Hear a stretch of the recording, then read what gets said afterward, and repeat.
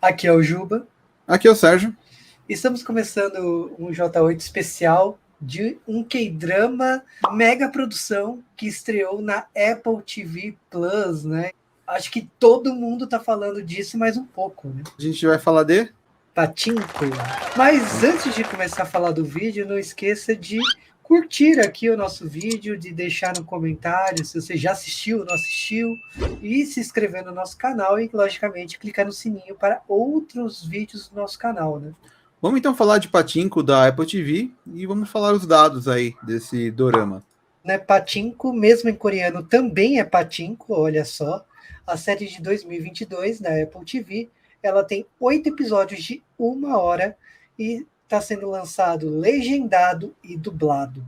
E aí são dois diretores, Kogonada e Justin Chon, e as roteiristas Soo-hug e Lee Min-jin. No caso, a Lee Min-jin aí é a escritora do livro.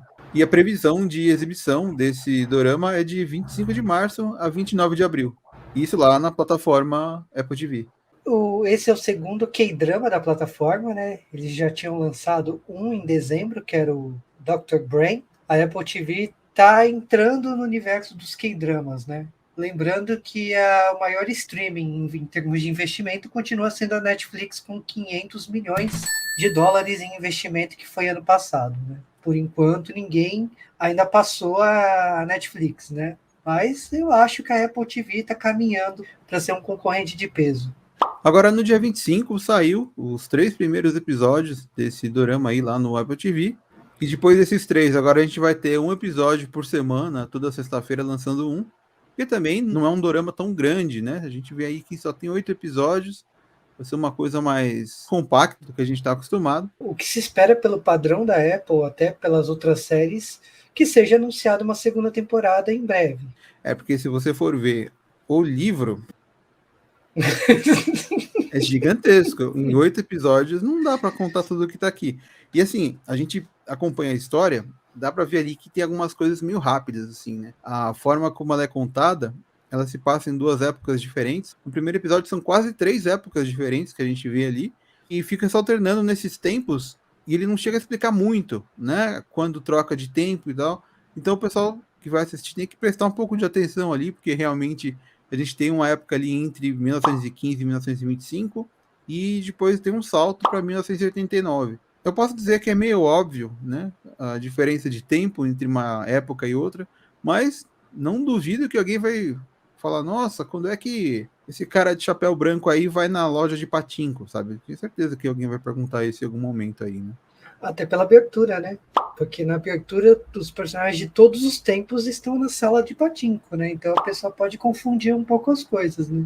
Mas assim, a série é dividida em 3 tempos, mas uma acaba logo no primeiro capítulo, como você falou. 1915 vai para 1925. E a história se foca basicamente em 2 linhas do tempo, né? 1925 e 1989. E também 2 lugares totalmente 3 lugares diferentes, né? Porque no primeiro capítulo a gente tá na Coreia Antiga, quando vai para 89 vai para os Estados Unidos, depois vai para o Japão, né? Então você vê também 3 lugares diferentes, né? A gente viu 3 episódios e aí já tem muito conteúdo, mas a história é boa, ela é bem contada, ela tá bem construída, e o início dela se dá ali na Coreia de 1915, que está sendo ocupada pelo Japão, e gira em torno de uma pousada, né? Uma família que tem uma pousada, que recebe muita gente que chega de viagem de barco. Tem ali uma família, né? O pai, a mãe e uma garotinha. Essa garotinha é a protagonista, a Sun-ja, e muitas coisas acontecem com ela. A gente vai ver ela nas 3 épocas aí, e a gente vê várias gerações acontecendo depois disso, né? Acompanhando essa família aí. O básico do básico é que o tempo vai passar, ela vai conhecer um outro coreano, Hansu, mas ele tá trabalhando ali, né, a serviço dos japoneses. Ele é meio que mal visto, é o cara que traiu a pátria dele, basicamente. Tem várias histórias ruins sobre ele, algumas que, né, até meio exageradas e tal. Ela vai conhecer ele aos poucos, né, conversando cada vez mais, vai acabar se envolvendo, vai engravidar.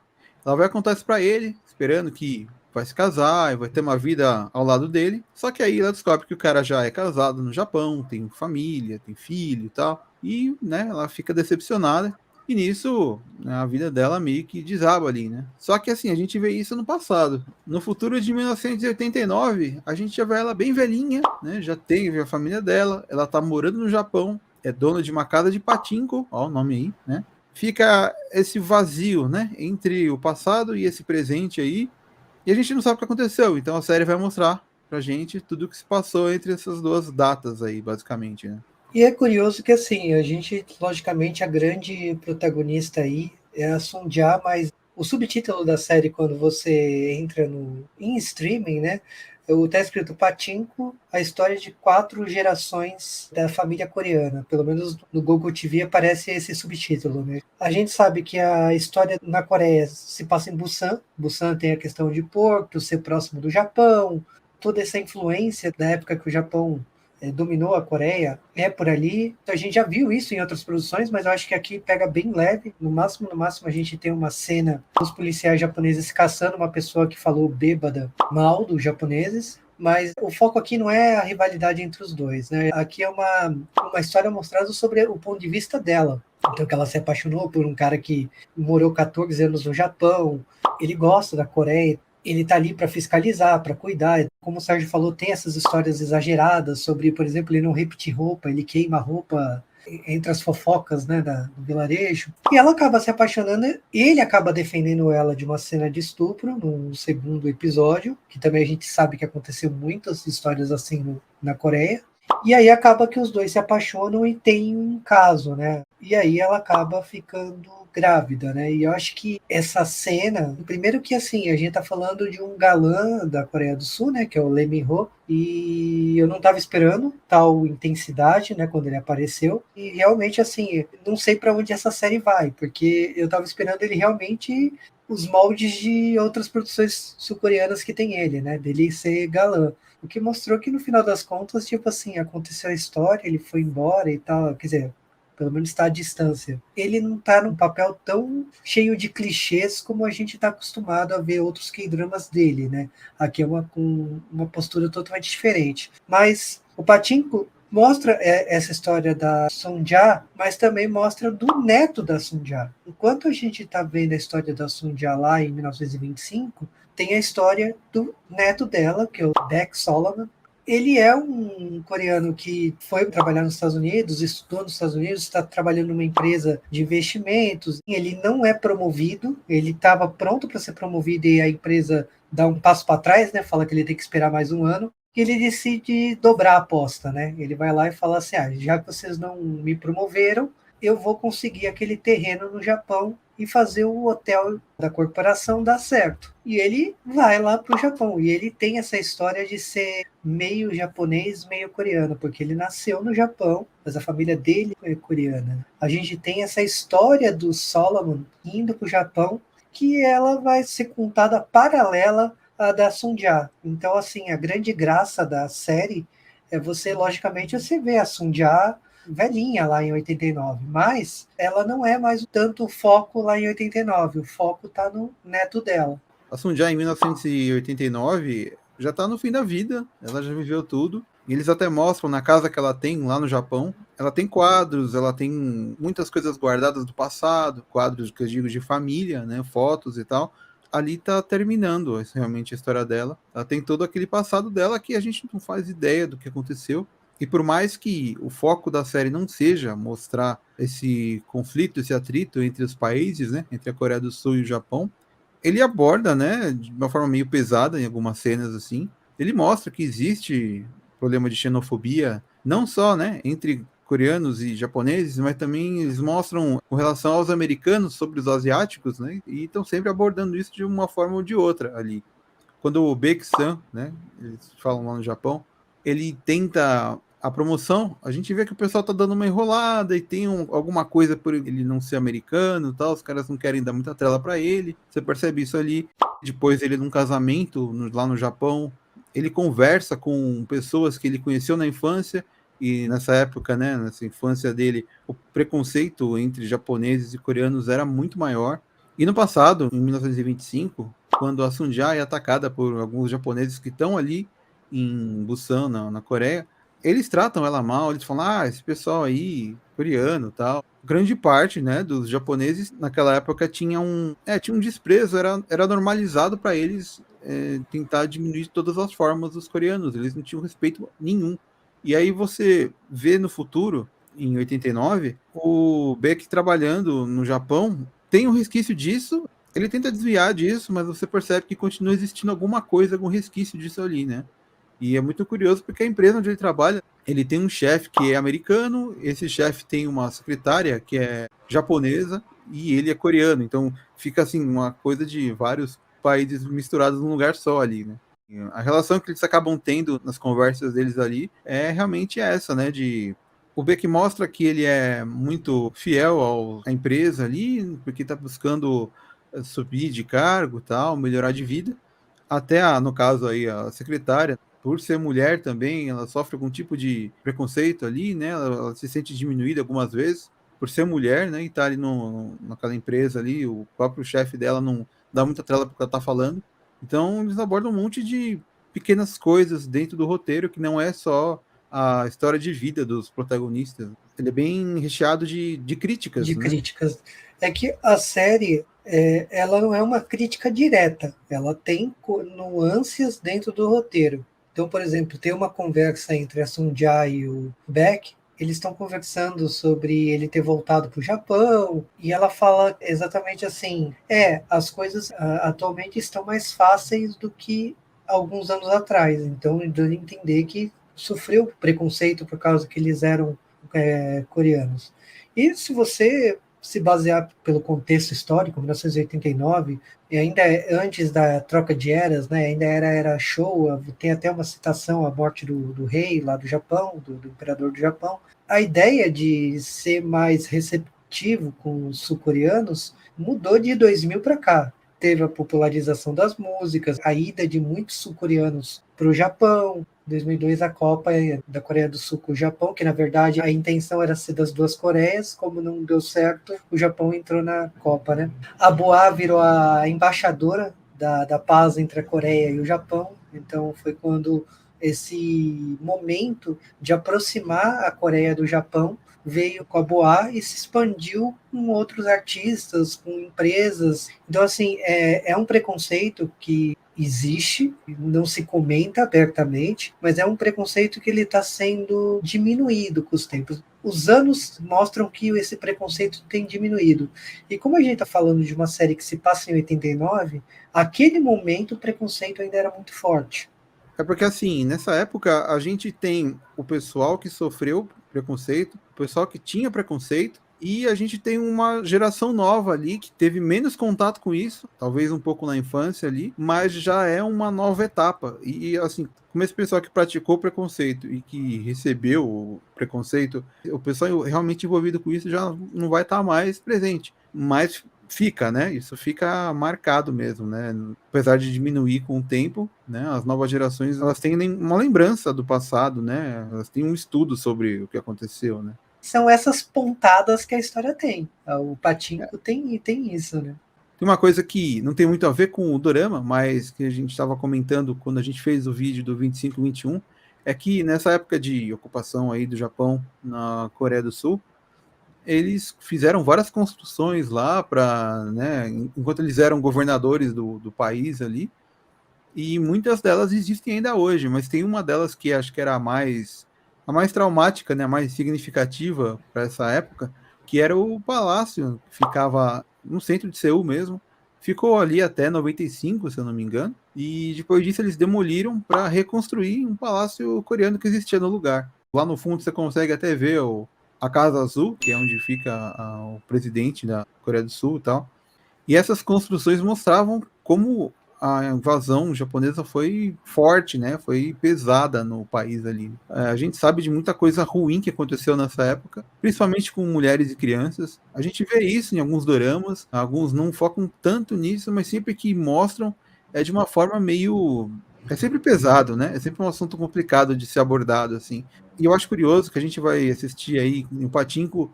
É uma série grande que a Apple TV está produzindo mesmo, né, para colocar em vários países. Eu queria saber, ter uma ideia de como o público japonês encara, né, assistir uma série assim, como eles se sentem, né, de ver isso ser passado na TV, né? Deve ser uma coisa interessante de saber qual é a opinião dos japoneses de hoje em dia sobre uma série que mostra esse passado complicado aí, né?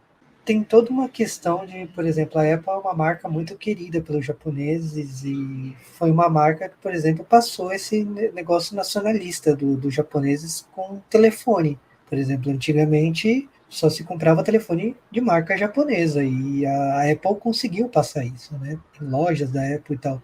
Então tem todo um peso da Apple, uma responsabilidade da Apple em termos de lançamento dessa série. Sei que está tocando em tabus de estar falando desse período nebuloso, porque eu entendo totalmente a briga dos coreanos em relação a isso. Vale ser contada, vale ser compartilhada até para ser evitado isso novamente. É E verdade. entendo que os japoneses, assim, têm uma posição de não querer ficar ressuscitando essa história. Tipo assim, fizemos um erro tal, mas não queremos tocar no assunto. Não sei se essa é a postura, mas a sensação que dá é essa, que tipo assim, não É verdade. queremos falar disso. Como a divulgação da Apple tá gigantesca em torno dessa série, todo mundo falando e todo mundo comentando, acho que vai chegar lá bem. Os K-dramas são bastante populares no Japão, tem essa popularidade. Não sei como que vai ser a reação do público, sinceramente, por lá. Mas eu acho que eles estão tendo o devido cuidado. Não tem nada agressivo, assim, do Japão e tal. Está sendo bem respeitoso. Tem um elenco japonês na série também Sim. interessante. E aí tem a questão da forma que a série está sendo lançada. A série está sendo lançada primeiro com o texto em inglês, depois com o texto em japonês e terceiro em texto coreano. Toda a legenda está sendo feita com duas cores: amarelo, quando é fala em coreana sendo traduzida para o nosso idioma, a fala em japonês, legenda em azul traduzida para português. Então, tipo, acho que a série está sendo cuidada para mostrar a diferença entre os dois povos, a diferença nos dois idiomas, mostrar as nuances e diferenças culturais entre os dois lugares que os personagens estão passando, né, seja na Coreia, seja no Japão, né? Então acho que a série está tomando todo esse cuidado para chegar no Japão e ser aceita pelo público de lá. Não é que estejam pegando no pé do Japão, falando mal. Eles estão retratando o que aconteceu na época. E realmente é uma coisa assim, pesada, né? Tem cena que todo mundo abaixa a cabeça porque vai passar um oficial japonês no meio do povo coreano ali. São cenas meio fortes ali. Eu Mas acho realmente eu acho que eles não estão pesando, não estão crucificando o Japão. Eles estão ali retratando a época porque tem uma história de um personagem, de uma personagem para contar. Eu acho que a cena do estupro ela é mais pesada do que a cena dos policiais japoneses passando, porque é onde é o calcanhar do Japão, né? Toda vez que os coreanos falam desse período, fala exatamente do estupro e da quantidade de mulheres Sim. que acabaram indo para o caminho da prostituição por causa do que o Japão fez com a Coreia, né? É que a cena dos policiais passando ali tem um sentido de mostrar que a Sunja não é uma pessoa fraca, né? Quer Uhum. mostrar que ela já era, assim, ela mesmo sendo criança ali, todo mundo abaixa a cabeça para quando os japoneses passam, o pai dela fala abaixa a cabeça aí e tal, porque tem que mostrar respeito. Ela fecha o olho, mas ela não abaixa a cabeça. Pode reparar que ela não faz isso, porque né? Tem aquela coisa de ser a heroína da história, tal. E não acontece nada com ela ali, né? Mas ela tá de olho fechado e tal, eles acabam não vendo isso, né? Agora que você falou bem, eu deveria ter prestado atenção que ela não abaixou a cabeça nessa cena. Mas me marcou mais do segundo capítulo, que é os três caras que querem pegar ela. E aí eles acabam levando uma surra do Hansu, né, que é o personagem do Lee Min-ho. E aí a gente vê que, tipo assim, ainda bem que não aconteceu, né? Mas aconteceu com várias mulheres, né, na Coreia, né? Eu acho que a cena mais que possa causar algum incômodo, né, no Japão. Tirando isso, eu acho que a série está caminhando aí. Eu acho que vamos ver como que vai se desenvolver os próximos 5 capítulos, né? Estou curioso como que vai ser desenvolvido a ideia do Solomon, porque 1989 tem essa ideia dele ir bem Achei até que ele jogou mal, assim, a ideia de conseguir o terreno lá usando a avó para amansar, assim, tipo, A dona só do terreno, né? a dona do terreno se sentir sensibilizada e acabar vendendo o terreno e tal. A coisa que acontece aí é que ele está tentando comprar um terreno de uma senhora coreana que também mora ali em Tóquio. Ele está fazendo isso porque a empresa quer muito aquele terreno ali, ele quer mostrar serviço, só que quando ele leva a avó dele lá, tanto a avó dele como a dona do terreno, as duas têm a mesma idade, sofreram os mesmos problemas no passado e elas se identificam uma com a história da outra, então sai um tiro pela culatra, porque ele tenta levar a avó dele para ver se convence, né, a conseguir ali o terreno, mas as duas acabam ficando amigas e a avó dele entende por que a dona do terreno não quer vender. A vida dela foi aquele lugar ali. É muito mais valioso o terreno do que o dinheiro que podem dar para ela. Né? Ele tenta, de qualquer forma, mostrar que você tem que pensar nos seus sucessores, No no dinheiro. Então, dinheiro, que pode ser bom para eles, mas as pessoas mais antigas, elas pensam não no dinheiro, elas pensam na terra, no valor que aquela terra gera de importância para sua família, tipo, qual que é a história daquele lugar. Aquela senhora, ela tem um apego com aquela casa, que é histórias da família dela. Não importa que a família dela não está ali. Ela viveu ali, ela não quer sair dali. Neto aí da Sunja, ele não entende isso, da importância da terra, até porque ele é nômade, né? Ele mora nos Estados verdade. Unidos, vai para o Japão, ele não tem essa conexão com a terra. E eu juro que até agora eu não entendi se ele entendeu a ideia da terra ou não, porque no final das contas ele até consegue o terreno, mas eu acho que ele não entendeu a importância da terra para a senhora. Falando da dublagem, na legenda tem a variação de cores, na dublagem eles optaram só dublar o que está em coreano. Tudo que é falado em japonês tem a legenda. Vários momentos, o Solomon está conversando lá com a Sunja, ele coloca palavras japonesas no meio da construção em coreano, e é mó legal, porque na legenda o que eles optaram fazer? Quando a pessoa fala uma palavra em coreano no texto em japonês, a cor fica amarelo, só aquela palavra. A legenda fica toda em azul e aquela palavra fica em amarelo, mesmo com tudo em português na legenda. Então, foi uma solução que eles usaram esteticamente, tanto na dublagem como na legenda, de manter os dois idiomas separados e o público perceber isso. Agora falando de qualidade da produção de imagem. A imagem é muito boa, de um nível absurdo, eu não sei. Talvez por estar em 4K, né? Já eles conseguem pegar eles conseguem capturar uma imagem melhor para colocar na tela. No caso, a fotografia é muito boa também. Os cenários que eles usam, toda a reconstrução dessas três épocas que a gente vê aí é muito bem feita. Tá tudo muito bem encaixado. Você vê as roupas dos personagens, os objetos de cenário, as casas, tudo ali muito bem ambientado, principalmente quando mostra ali os anos 80, né? Casa com televisão de tubo quadradinha, videocassete, radiogravador de pilha, né? Tudo ali está muito bem pensado. Você percebe que teve um cuidado para fazerem isso, e todos os episódios tiveram uma imagem um pouco desbotada, assim, para dar uma sensação de época passada mesmo.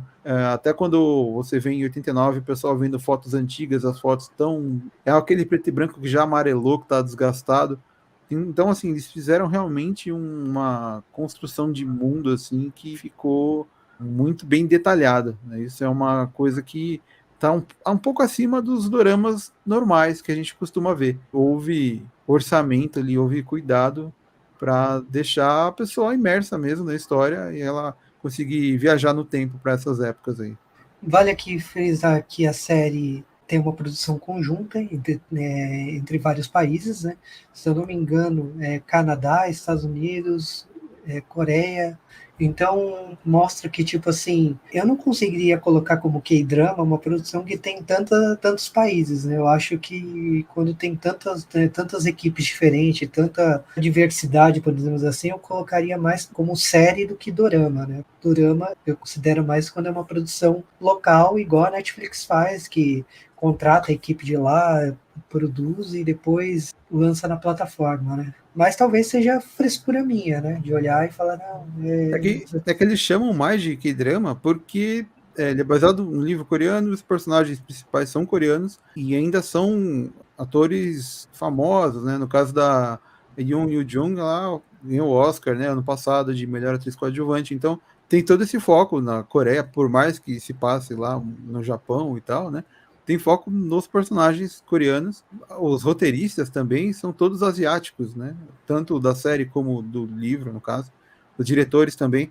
É você vendo, né? O dorama asiático recebendo um orçamento gigantesco. É meio que essa mescla, assim, né? Porque a gente sabe que muitos doramas não têm aquela verba absurda, né? Mas aqui a gente percebe que foi tudo lá para cima, assim, né? Tudo nele é muito bem feito. A gente vê locações que eles usam em sagus, né? Os K-dramas históricos e tal, mas a gente também vê vários outros lugares aparecendo já nos primeiros episódios e tem muito detalhe em tudo que eles estão fazendo ali. É roupa de várias épocas, de vários países, tudo ali misturado e tal. Realmente o elenco é bem variado também. A gente tem americano, japonês, coreano, tem até um cara latino lá.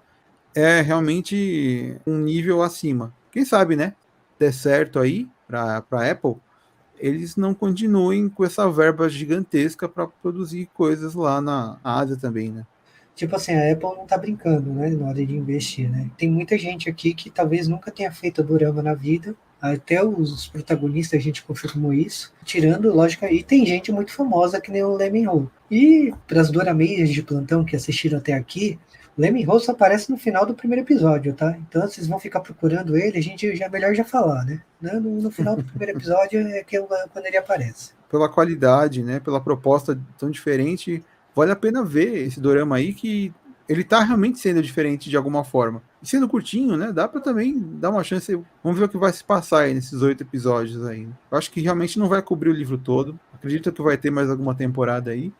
A gente precisa falar também desse problema da Apple aí, né? Porque é um serviço da Apple que está chegando aí para querer competir com Netflix, Prime Video, com Viki, Disney Plus e vários outros aí. Só que tem essa barreira aí que a Apple coloca, que eu já tinha falado aqui uma vez e a gente precisa falar de novo, porque não é um serviço fácil de acesso se você não tiver produto da Apple para ativar a sua conta, que nem no meu caso. Eu não tenho nenhum produto da Apple aqui em casa, eu não tenho nem conta no iTunes, né? Então, assim, eu fui tentar ver no Apple TV como eu iria fazer para criar minha conta. Aí lá falou que eu tinha que ter uma conta no iTunes, então vamos tentar fazer a conta. Abri o site deles, aí lá tá falando, você precisa baixar o iTunes versão Windows. Aí eu tentei baixar ele falou, não, aqui não tá funcionando. Aí eu fui na Store da Microsoft para baixar o iTunes, entrei lá, apareceu, o programa não está disponível, não tem como baixar. Aí eu procurei de novo no Google, achei um lugar lá que dá para baixar.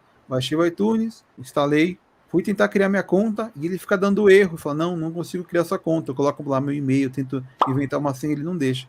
Então, assim, tá complicado, sabe? Tá difícil. E minha irmã ela tem um iPhone, eu poderia fazer a minha conta pelo iPhone dela e depois logar aqui no meu computador e assistir. Mas eu falei, não vou me prestar isso, eu só vou assistir a Apple quando eles quiserem, né, que eu assista, né, porque não vou comprar um iPhone, não vou gastar R$ 5.000 num celular só para poder criar minha conta na Apple TV para assistir o que eles querem. Então, assim, se eles estão criando toda essa barreira, fica difícil para eles realmente competirem, né? O mundo inteiro não vai comprar produtos deles só para ter acesso ao que eles estão colocando em streaming agora para assistir, né? Eu, por exemplo, não tenho a mínima condição de comprar um celular só para isso. E eles estão competindo não só com Netflix, não só com o Prime Video, Disney Plus, eles estão concorrendo com o Fansub, que no dia do lançamento da série já tinha uns 3, 4 fansubs com os 3 episódios legendados já. Tem fansub que é tão organizado que você abre o seu celular Android, você entra na Google Play, baixa o aplicativo, abre ele e tá lá, né? Lançamento, patinco. Você põe o dedo lá, começa a passar. Tipo, olha que facilidade que tem de você acessar o produto pirateado e olha que transtorno que é para você conseguir criar uma mísera conta num computador que não é da Apple. Então, eles têm que pensar isso, eles têm que agir mais rápido para poder conseguir atingir todo o público que eles querem, né? Agora, se eles quiserem ficar só mantendo essa coisa meio elitista aí, de só quem tem produto da Apple que vai acessar, eu não sei se eles vão conseguir manter isso aí, né? Não sei se eles vão ter todo o mercado que eles poderiam ter, se pensasse de uma forma mais aberta. O meu caso, eu tenho um MacBook em casa, então por isso que acabei ativando, Mas eu nem, para falar a verdade, assim, eu ganhei as 3 meses aí, que é o tempo da série, pelo Globoplay. A Apple TV fez uma série de parcerias aí com o Globoplay, com a Sony, para quem tem PlayStation 4 e PlayStation 5. O preço dela é R$ 9,90. E eu, para poder assistir a Apple TV, apareceu no Android, eu consegui instalar no Mi Box, mas só tem no Android para televisão, não tem para Android de celular. Eu acho muito estranho você. Esquisito. Me incomoda esse negócio de você não ter, que nem eu, no celular é Android. Me incomoda não ter o aplicativo da Apple TV no celular para ver. Eu tenho que ver na televisão, ou eu tenho que ver no computador, né? Porque minha escolha não é ter o iPhone.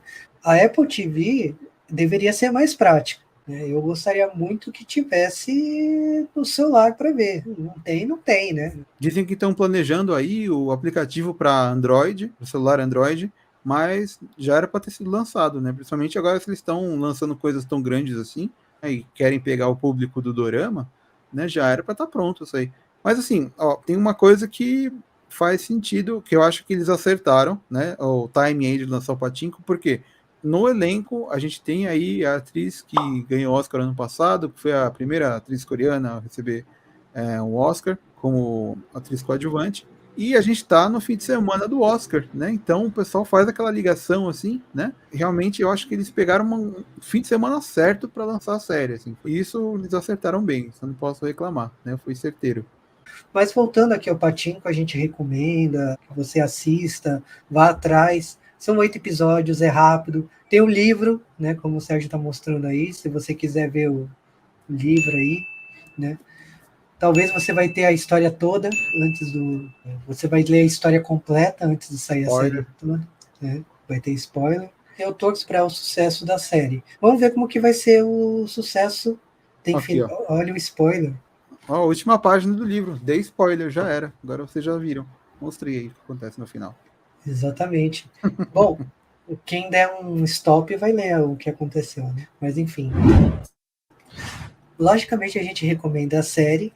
E não deixe de comentar aqui embaixo o que você achou desses 3 episódios. Aproveite e fale da sua experiência de fazer um cadastro da Apple, né? De repente, se vocês tiveram a mesma dificuldade que o Sérgio, você foi mais fácil, conta a sua experiência aí, como que foi fazer a conta da Apple TV também, né? Verdade. E a gente falou bastante aí do Pachinko, falou de tudo que tá em volta aí da série. Se você assistiu até aqui é porque você gostou do vídeo. Por isso eu vou pedir para você deixar sua curtida aí, se inscrever no canal se você não é inscrito. Depois você ativa o sininho para poder receber as notificações do que a gente for publicar futuramente por aqui, né? E acho que a gente acaba ficando por aqui, né? A gente aguarda você no próximo vídeo. Exatamente, né? Quem sabe você ganhou a sorte no Pachinko. E sabe, aquela música da abertura é bem divertida, né? Bem animada, né? Mas eu achei que a abertura ia ser aquela música assim: 5 patinco foram passear. Não, né? Deixa pra lá, deixa pra lá.